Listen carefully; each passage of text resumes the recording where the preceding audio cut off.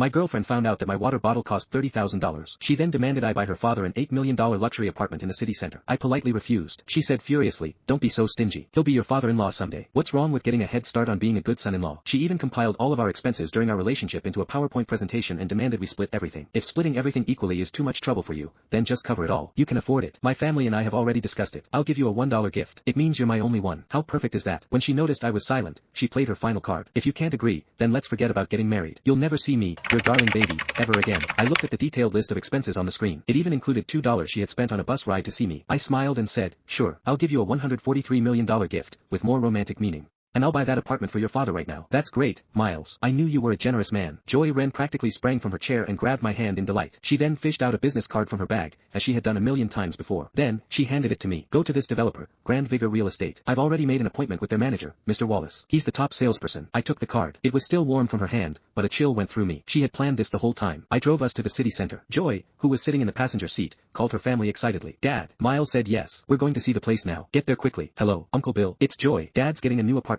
Yes. You should all come down. Please help us look it over, and tell us what you think. Hello, Aunt Mary. I stared ahead with an indifferent face. All I could hear was what sounded like a flock of sparrows chattering around me. By the time we arrived at the sales office, I saw that Joy's relatives had gotten there before us. Oh, Miles, you're an absolute godsend for our family. Brenda, one of Joy's aunts, held my hand. Absolutely. Joy is so lucky to land a catch like you. This is surely a gift from God. Mary chimed in from the side, but her eyes were fixed on the limited edition watch on my wrist. From the crowd, Mr. Wallace led us into the showroom. It was a penthouse-style apartment of nearly 2,200 square feet. The unit was lavishly decorated and had an open, panoramic view. Joy's father, Patrick Wren, paced around the room with his hands clasped behind his back. These floor tiles won't do. They need to be replaced with more expensive tiles. Something that shows class. That crystal chandelier looks tacky. Get rid of it. I want one that cascades all the way down to the floor. This balcony is too small. I've seen those stunning sky gardens on TV. I want one of those. I watched calmly without offering any response as they discussed the interior design among themselves. Just then, Joy's phone rang. She answered it. Her tone instantly softened as she asked, Lucas, where are you? We're all at the showroom. Hurry, everyone's waiting for you. After hanging up, she turned to explain things to me. Her face wore an expression of absolute certainty. I invited Lucas, too. He has better taste than you. He'll advise us on the design. Lucas Julian was Joy's childhood friend. We had been dating for 3 years, and he had always been the third wheel in all that time. When we went to the movies, Joy would buy 3 tickets because Lucas said he was bored alone. When we traveled, our couple's trip would turn into a group of 3 when he said he was in a bad mood and wanted a getaway. When I gave Joy a birthday present, Lucas would post it on his social media the very next day with the caption, thanks, Joy. Joy always said, Miles, don't overthink it. I only see him as a younger brother. A few minutes later, Lucas walked in. He was dressed in trendy streetwear. Joy, Patrick, he said brightly in greeting. Only then did he seem to notice me. He offered a small apologetic smile. Miles, I hope I'm not interrupting. Wow, this unit's layout is really nice. Lucas looked around, then he frowned. But I feel a negative energy here. This won't be ideal for you as a family. He then said, like he was an expert, Miles, you might not understand this, but having both the right energy and layout is very important in a house. We're men, after